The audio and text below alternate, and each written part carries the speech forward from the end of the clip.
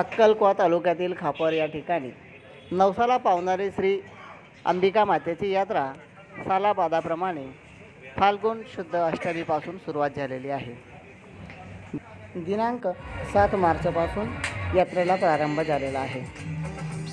पहिल्या दिवशी तखतरावांची मिरवणूक ही वाजत गाजत निघाली होती।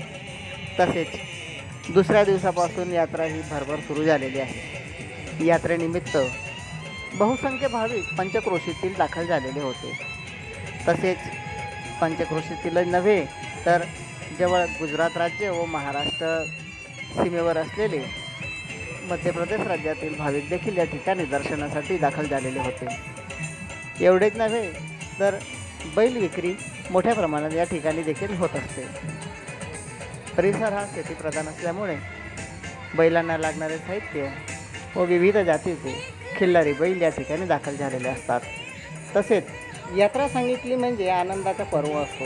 तसेच रात्रीच्या वेळेला जिकडे तिकडे विद्युत रोषणाईने नटलेली यात्रा ही मनाला मन मोहून घेणारी आहे। यात्रे ठिकाणी खेळणी, पाळणे, लहान मुलांचे इलेक्ट्रॉनिक खेळणी तसेच गृहसंसारोपयोगी साहित्य, विविध प्रकारचे खाऊच्या हॉटेली या ठिकाणी थाटलेले आहेत। एवढेच नव्हे तर या परिसरातील आबालवृद्ध या ठिकाणी दर्शनाचा व यात्रेचा आनंद हे लुटत असतात। यात्रा सांगितलं म्हणजे वेगळा आनंदाचा पर्व असतो।